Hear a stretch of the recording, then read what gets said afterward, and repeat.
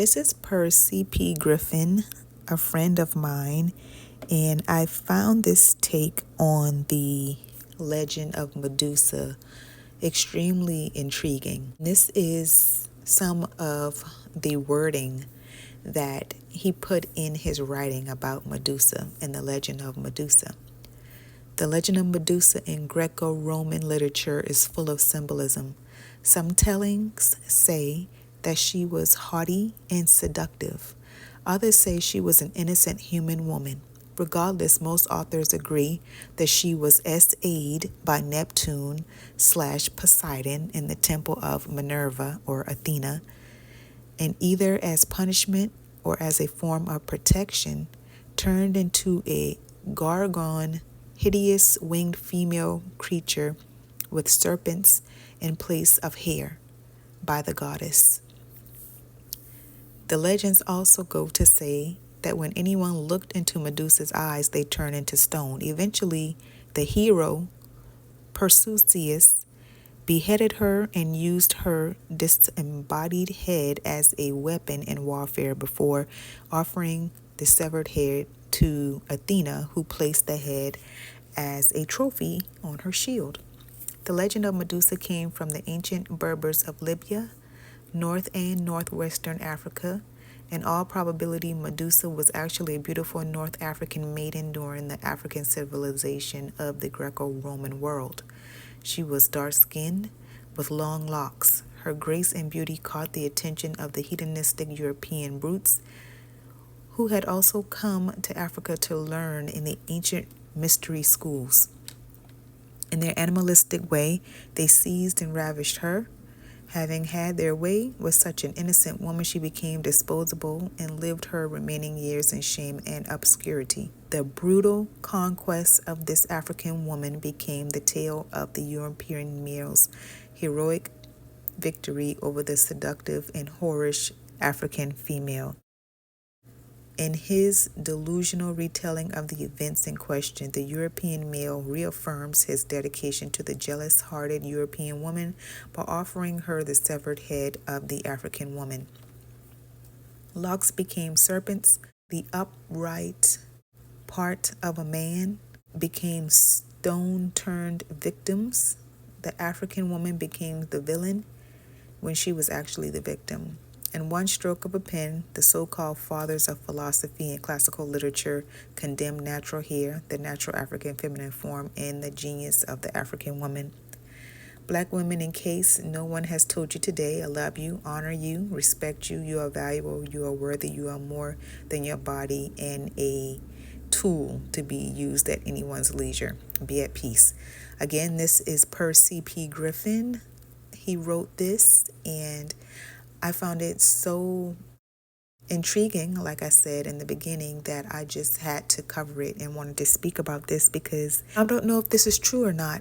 However, it makes a lot of sense. I'm going to say that there are a lot of similarities, and I can see this happening. Of course, this woman became a villain. She was actually the victim of SA. And you had another woman, or maybe even the wife of a man, who got jealous of the fact that her husband was attracted to this other woman. And we all know that that happened a lot during slavery. So in that respect, there's a lot of similarities between this being an actual black woman at some point, and she became a myth in a Greek mythology story.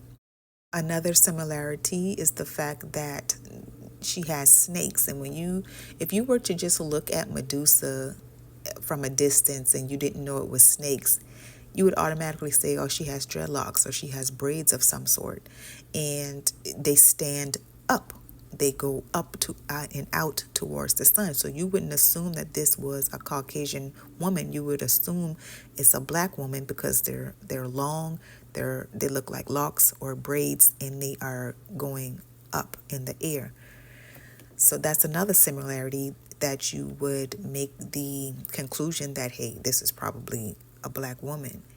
She was taken advantage of which a lot of them have been in some form or fashion when it was out of their control. The fact that she was used as a weapon, and that's been done between black women and men. She's used as a weapon to either harden the hearts or harden the love and the relationships between her and the black man. So they made her locks become serpents. So her hair became something to be deemed as evil, uncanny, unsuitable to look upon, scary to look upon. Again, so I just want to recap some of these things for you to just think about the fact that this could have possibly been based on an African woman. Now, in the beginning of what he wrote, he says that she could have been viewed as being haughty and seductive, which was often used as an excuse to SA a black woman. When she looked at them, they became hardened or like stone. So that's actually a metaphor for something else. She was actually SA'd in a temple. And if you go and you research a little bit, you can know that we weren't even classified as a whole human being. So her being SA'd in a temple wouldn't really mean much if she wasn't even viewed as a human being or being made by God or human in any form. And the fact that they would do that in a temple just shows that they just had no regard for whatever God they were serving, no regard for human life or respect at all. Another thing to think about is the fact that there was compound torture. And what I mean by compound torture is the fact that this woman was taken advantage of first and foremost. Then she was envied for being taken advantage of. And she was further punished for being taken advantage of. So first she was taken advantage of by the European male god, and then she was taken advantage of and tortured by the European female god because the male god found her attractive. And if you go back to slavery, you can see similarities in that. One example of this is the book and the movie 12 Years a Slave. Lupita's character had this happen to her. She was found attractive to the husband, but then the wife hated her for it and she was tortured. She was just treated very badly because something was being done to her that was totally out of her control, just like the story of Medusa. Her hair became hideous. Her hair became hated. Her hair became a thing to fear and was viewed as being ugly and something that you should not look upon at all. And another example of this is the fact that during slavery, we were made to have to cover our hair because women of the husband of that were actually doing things they weren't supposed to be doing. They didn't want the black women to be viewed as beautiful or anything to enhance their beauty. However, that backfired because the hair pieces and the head wraps became a statement of fashion and beauty in itself. But anyway, just another example of something being backfiring that they try to use against us. We always turn around and use it in our favor. But anyway, you all tell me your stories. Tell me your thoughts, what you've come across in your research about the story in myth or so-called myth of Medusa.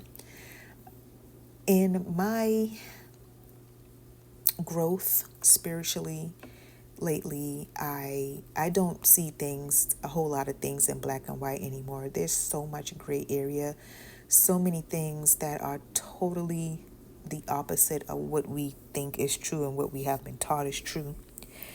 So when I look at the similarities in this story of Medusa and her possibly and most likely being a black woman from Africa with the hair and how she was treated, it just really, really makes you think that hardly anything that we know is true, which is why I don't view the world like I used to, like this is it, this is black, this is white. That's not the truth. Sometimes you have to dig so far for the truth, you won't even recognize it when you find it. But I want to thank you all for listening, and you be blessed.